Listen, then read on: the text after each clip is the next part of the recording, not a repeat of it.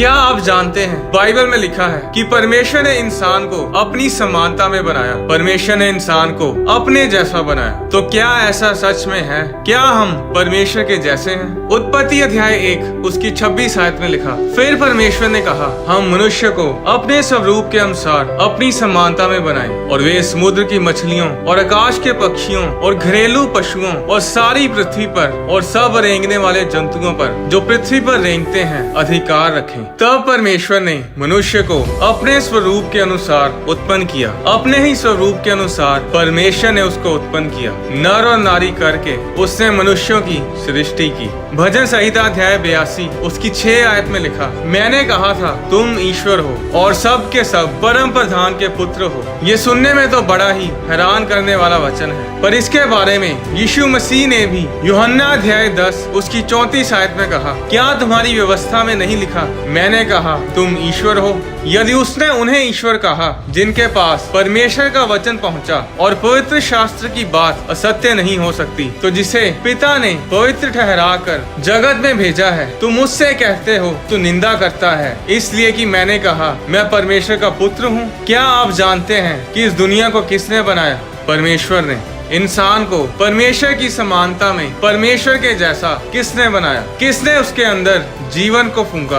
परमेश्वर ने। और क्या आप जानते हैं कि सिर्फ इंसान ही परमेश्वर की सृष्टि का ऐसा जीवित प्राणी है जिसे परमेश्वर ने ये ताकत दी है कि वो एक इंसान को परमेश्वर की समानता में बना सकता है। जब एक आदमी और औरत इकट्ठे होते हैं तो वो सिर्फ एक बच्चे को पैदा नहीं करते, वो एक इंसान को पैदा नहीं करते, वो एक जीवित प्राणी को बनाते हैं जिसका शरीर है और जो परमेश्वर की समानता और परमेश्वर के जैसा है और जिसके अंदर आत्मा रहती है जो कभी नहीं मरती। जो मैं आपको बताने जा रहा हूँ वो ना तो आपने कभी सुना होगा और ना ही कभी सोचा होगा। चाहे परमेश्वर को माँ के गर्भ पर अपना श्वास फूंकना पड़ता है, उसके गर्भ में जीवन को फूंकना पड़ता है ताकि उसके अंदर आत्मा आए, पर जो शरीर है वो आदमी और औरत के बिना नहीं बन सकता। परमेश्वर ने ये ताकत सिर्फ इंसान को दी।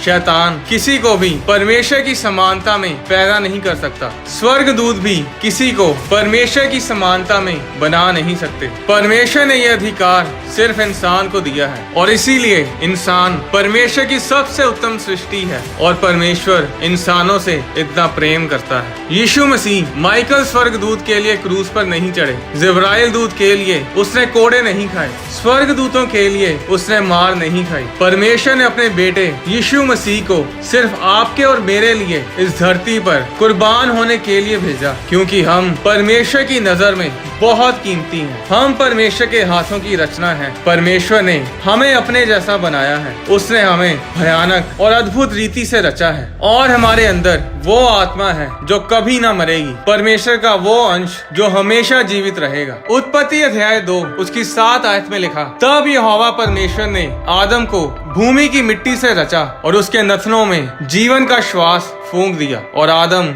जीवित प्राणी बन गया। बाइबल बताती है जो आत्मा हमारे अंदर है वो परमेश्वर से निकली है, इसीलिए वो आत्मा कभी नहीं मरती। जब इंसान मरता है तो उसका शरीर जो नश्वर है वो तो मिट्टी में मिल जाता है, परंतु आत्मा हमेशा अमर रहती है। वो या तो नर्क में जाती है या फिर स्वर्ग में। बाइबल बताती है परमेश्वर ने आदम को मिट्टी से रचा। जो मिनरल्स, जो खनिज पदार्थ मिट्टी में पाए जाते हैं, क्या आप जानते हैं कि वो मिनरल्स, वो खनिज पदार्थ हमारे शरीर को जिंदा रखने के लिए बहुत जरूरी हैं। इस पूरे भेद को समझने के लिए इस वीडियो को पूरा देखें।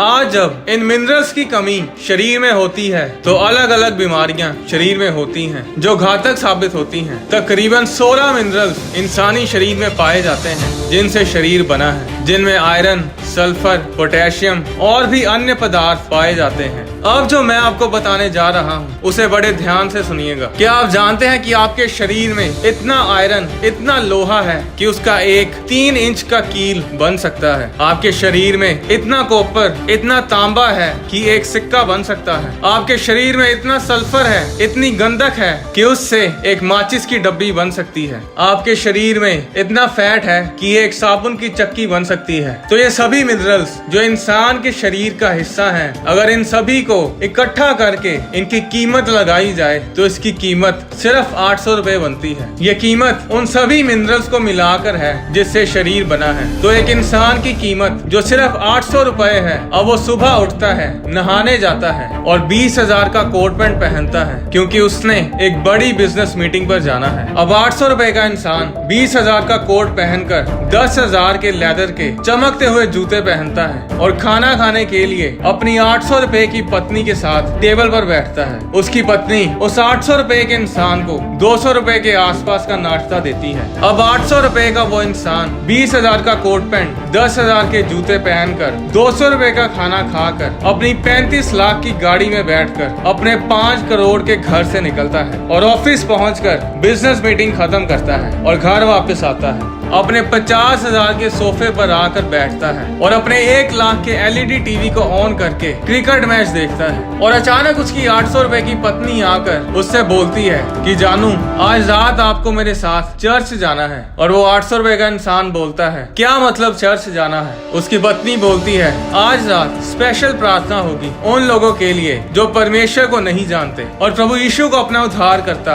ग्रहण करना चाहते हैं। चर्च में अनाउंसमेंट की गई है कि जिन्होंने उद्धार नहीं पाया उन्हें चर्च में इनवाइट किया जाए, इसलिए आपको आज हमारे साथ चर्च जाना होगा। और वो 800 रुपए का इंसान जवाब देता है कि देखो बेबी, मैं अगले हफ्ते चर्च चला जाऊंगा, अभी मुझे क्रिकेट मैच देखना है, आज वर्ल्ड कप फाइनल है, मैं वायदा करता हूँ अगले हफ्ते मैं पक्का तुम्हारे साथ चर्च जाऊंगा। पर वो 800 रुपए का इंसान नहीं माना। वो नहीं जानता था कि मैच के खत्म होने से पहले ही उसकी जिंदगी का दी एंड होने वाला है। मौत का दूत उसके लिए निकल पड़ा था और मैच खत्म होने से पहले ही वो 800 रुपए का इंसान अपने 50,000 के सोफे पर, जिसे उसने अपने आराम के लिए खरीदा था, उसी पर वो चल बसा। अब उसकी पत्नी घर आकर क्या देखती है कि उसका वो 800 रुपए का पति मर चुका है। लोग आते हैं, विलाप करते हैं और एक 10,000 के ताबूत में उसे 15,000 के कपड़े पहनाते हैं जो ना तो वो कभी देख पाएगा और ना ही उसका आनंद ले पाएगा। वो 1 लाख की जमीन में 500 रुपए के बेलचे से उसके लिए गड्ढा खोदते हैं और उसे उसी मिट्टी से ढक देते हैं जिस मिट्टी से वो बना था। अब परमेश्वर क्यों चाहता था कि वो 800 रुपए का इंसान बचाया जाए, कि वो उद्धार पाए? क्यों परमेश्वर ने उस 800 रुपए के इंसान को बचाने के लिए अपने बहुमूल्य बेशकीमती अपने इकलौते बेटे प्रभु यीशु मसीह को कुर्बान किया? इसका जवाब ये है कि क्योंकि उस इंसान के अंदर कभी ना मरने वाली आत्मा रहती है जो उस इंसान की मौत के बाद या तो नर्क में जाएगी या फिर स्वर्ग में। आज लड़ाई किस चीज के ऊपर है? शैतान किस चीज के लिए लड़ रहा है? क्यों आज नौजवानों को इतनी सारी मुश्किलों का, डिप्रेशन का, दिमागी लड़ाइयों का सामना करना पड़ता है? क्योंकि शैतान आपकी आत्मा, आपकी सोल के लिए लड़ता है। उत्पत्ति अध्याय 1 उसकी 26 आयत में लिखा, फिर परमेश्वर ने कहा, हम मनुष्य को अपने स्वरूप के अनुसार अपनी समानता में बनाएं। पूरी बाइबल में ऐसा कभी नहीं लिखा कि परमेश्वर ने स्वर्ग दूतों को अपनी समानता में बनाया हो। स्वर्ग में ऐसे दूत हैं जिनके पैर गाय जैसे हैं, जिनके सिर बैल जैसे हैं, जिनके सिर उकाब जैसे हैं और मनुष्यों जैसे हैं। बाइबल में ऐसे दूत भी हैं जो स्त्री जैसे हैं, जिनके पंख लगलग जैसे हैं। जकरिया अध्याय 5 उसकी 9 आयत में लिखा, तब मैंने आंख उठाई तो क्या देखा कि 2 स्त्रियां चली जाती हैं जिनके पंख पवन में फैले हुए हैं और उनके पंख लगलग कैसे हैं और वे एपा को आकाश और पृथ्वी के बीच में उड़ाए लिए जा रही हैं। ऐसे स्वर्गदूत हैं जो स्वर्ग से धरती पर गिरा दिए गए थे। उनके बारे में मैं एक अलग वीडियो में आपको बताऊंगा। पूरी बाइबल में ऐसा कहीं नहीं लिखा कि परमेश्वर ने स्वर्गदूतों को अपनी समानता में अपने जैसा बनाया। सिर्फ मनुष्य को परमेश्वर ने अपनी समानता में अपने जैसा बनाया। तो अब एक इंसान जो उद्धार पाए बिना मर जाता है, उसका बचाया जाना क्यों जरूरी था? उसका उद्धार पाना क्यों जरूरी था? क्यों परमेश्वर इंसान की इतनी चिंता करता है? क्यों परमेश्वर इंसान से इतना प्रेम करता है कि उसने अपना इकलौता बेटा हमारे लिए कुर्बान कर दिया? आज जब कोई इंसान उद्धार पाए बिना मरता है, जब वो यीशु मसीह को अपना उद्धारकर्ता ग्रहण किए बिना मर जाता है, तो वो इंसान परमेश्वर से अलग उस नर्क में हमेशा के लिए सड़ता है और परमेश्वर उसके साथ समय नहीं बिता पाता और ना ही उसके साथ आनंद मना पाता है। और जब कोई इंसान उद्धार पाकर मरता है, जब वो यीशु मसीह को उद्धारकर्ता ग्रहण करके मसीह मसीह में मरता है तो वो इंसान स्वर्ग में जाता है जहाँ परमेश्वर रहता है, और परमेश्वर हमेशा के लिए उस इंसान के साथ अपना समय बिताता है और आनंद करता है। भजन संहिता अध्याय 116 उसकी 15 आयत में लिखा, यहोवा के भक्तों की मृत्यु उसकी दृष्टि में अनमोल है। और यहेजकेल अध्याय 18 उसकी 23 आयत में लिखा, प्रभु यहोवा की ये वाणी है, क्या मैं दुष्ट के मरने से कुछ भी प्रसन्न होता हूँ? क्या मैं इससे प्रसन्न नहीं होता कि वे अपने मार्ग से फिरकर जीवित रहें? बाइबल बताती है कि यहोवा के भक्तों की मृत्यु उसकी दृष्टि में अनमोल है, क्योंकि उसे पता है कि मरने के बाद वो स्वर्ग में हमेशा के लिए परमेश्वर के साथ रहेगा। पर दुष्ट के मरने पर परमेश्वर खुश नहीं होता, क्योंकि उसके मरने पर उसके बचने की कोई उम्मीद नहीं रहती कि वो कभी स्वर्ग जा पाएगा। अब वो हमेशा के लिए परमेश्वर से दूर नर्क में सड़ेगा, जो परमेश्वर हम लोगों के लिए कभी नहीं चाहता। नर्क इंसानों के लिए कभी भी बनाया नहीं गया था। बाइबल बताती है कि परमेश्वर ने वो नर्क शैतान और उसके दूतों के लिए बनाया था। नीनवे शहर को नष्ट करने के लिए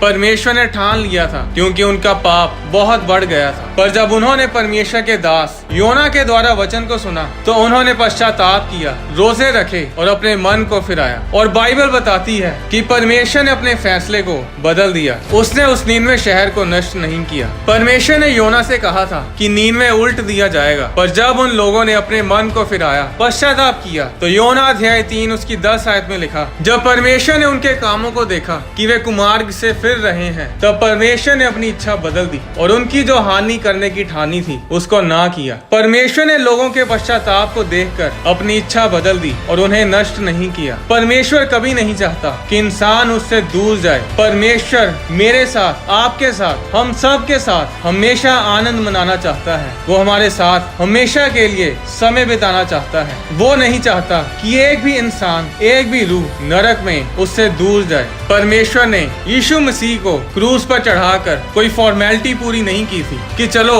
मैंने अपने बेटे को कुर्बान करना था और अपने वायदे के अनुसार वो मैंने कर दिया, अब जो विश्वास कर लेगा ये उसकी मर्जी है, वो बच जाएगा, मेरा काम खत्म है। परमेश्वर ने फॉर्मेलिटी पूरी नहीं की थी। उसने अपने पूरे दिल से हमें प्रेम किया और उस महान प्रेम की खातिर अपने बेटे को कुर्बान किया। जब यीशु मसीह क्रूस पर थे, उस समय असहनीय दर्द में जब उससे बोला भी नहीं जा रहा था, उस समय भी यीशु मसीह ने अपने साथ क्रूस पर लटके चोर को नष्ट नहीं होने दिया, बल्कि उसे स्वर्ग में लेकर गए। वो मरते मरते आखिरी सांसों में भी अपने साथ उस एक रूह को बचा कर ले गया। इतना प्यार परमेश्वर हम सब से करता है, और इसीलिए हमें जरूरत है कि हम लोगों तक परमेश्वर के सुसमाचार को पहुंचाएं ताकि लोग बचाए जाएं। पर अगर हम ही नशों में, व्यभिचार में, लड़ाई झगड़े में, चोरी चकारी में फंसे रहेंगे तो हम क्या दूसरों को यीशु मसीह के बारे में बताएंगे। परमेश्वर आपके शरीर से ज्यादा आपकी आत्मा की चिंता करता है। जब तक आप जिंदा हैं तब तक आपके पास समय है यीशु मसीह का उद्धार करता ग्रहण करने का और स्वर्ग जाने का। मरने के बाद कोई पश्चाताप, कोई तौबा नहीं है, फिर बस नरक की आग में सड़ना होगा। उस 800 रुपए के इंसान ने अगर उस दिन यीशु मसीह को ग्रहण कर लिया होता तो आज स्वर्ग में बैठा होता, स्वर्ग दूतों के साथ, परमेश्वर के साथ काम कर रहा होता। अब फैसला आपको करना है कि आपने यीशु मसीह का उद्धार करता आज ग्रहण करना है या कल। मैंने एक वीडियो में बताया था कि स्वर्गदूत खाना खाते हैं या नहीं, और आने वाली वीडियोस में मैं आपको बताऊंगा कि शैतान खाना खाता है या नहीं। शैतान के खाने के मेन्यू के बारे में मैं आने वाली वीडियोस में आपको बताऊंगा। मनुष्य के धरती पर रहने से पहले कौन धरती पर रहता था? कोई भी वचन, कोई भी सरमन या प्रेयर वीडियोस जो आप यूट्यूब पर किसी भी चैनल पर देखते हैं तो उन्हें लाइक जरूर करें, क्योंकि ज्यादा लाइक्स होने पर यूट्यूब उस वीडियो को दूसरे लोगों तक पहुँचाती है और परमेश्वर का वचन तेजी से फैलता है। जब आप किसी वीडियो को लाइक या शेयर करते हैं तो वो आप सिर्फ उसे लाइक या शेयर ही नहीं करते बल्कि इवेंजलिज्म करते हैं। परमेश्वर आपको आशीष दे।